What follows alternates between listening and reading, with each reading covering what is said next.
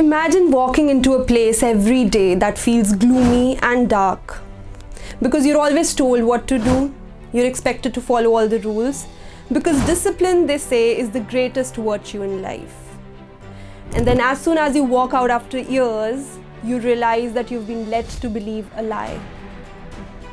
Life outside those four walls is something else. And all those years you spent in that place did little to prepare you for the real showdown.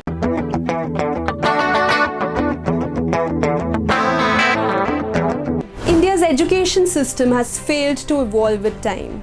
We are mostly raising machines rather than deep thinkers or problem solvers. Spoon-fed kids are still more common than self-aware, street-smart kids.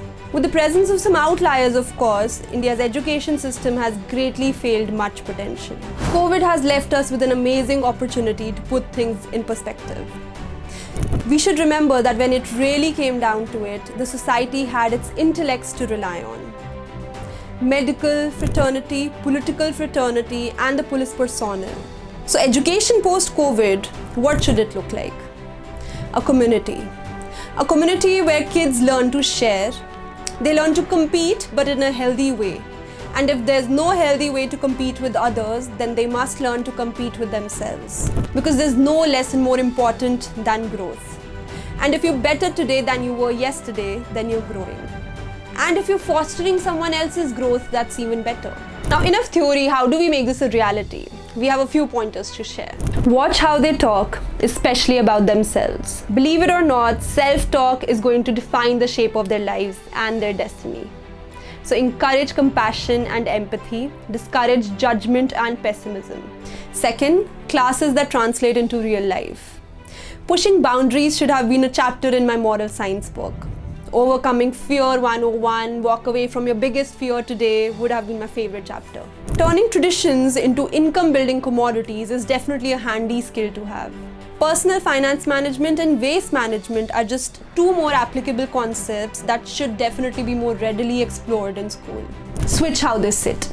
Organize classrooms in a way that it doesn't promote hierarchy. Incorporate more roundtable setting arrangements that are more conversation-centric and encourage students to actively participate, think freely, and learn from others. Next, let them play. Our schools heavily establish the concept of right answers versus wrong answers. However, in real life, there are often no right answers. Sometimes the glass is neither half full nor half empty. It's both. Sometimes the students can choose their own answers and make them right. Give them a chance to do so. Allow kids to enjoy education. When they treat education as a burden, that feeling is likely to translate into their work life when they start working. And if you think about the amount of time an individual spends in school and then at work, you'll know what I'm talking about. Help them relish the present moment. Do not encourage them to live for the future. Call it questioning, not answering back. No question is stupid. The only stupid question is the one that they don't ask. Make school a place for innocent curiosity, for asking questions on the traditions, the norms. Let them question the way things are, the way things have been, just because nobody dared to ask why. Live with it is a phrase for losers. Schools should raise go-getters who know what needs to be done and can find the means to do it. Following the status quo is not a fair play anymore. Appreciate the right things. Tell the students there's nothing called perfect. No perfect grade, no perfect answer. Do not appreciate unhealthy competition. Evade from the superficiality of concepts and learning. Appreciate the student who tried a little harder today than they did yesterday. Appreciate the student who stood for someone else when they were being bullied. Appreciate the mindful student who's always present in the moment. Appreciate an ingenious student who has sort of an idea of a startup that they'll start in 5 years. Holidays are for fun, so should their holidays homework be. Holidays homework should not be a night terror for students. Let them look forward to it. Let it be less of a burden for parents and more of a look forward to for kids. Let there be, wow, I cannot wait to do my holidays homework, and yes, that is possible. Discriminate should be yesterday's word. Not using gender as a constant basis for segregation and role definition is essential. Encourage equity in the little things. Avoid emphasizing the importance of doing household tasks just to the girls.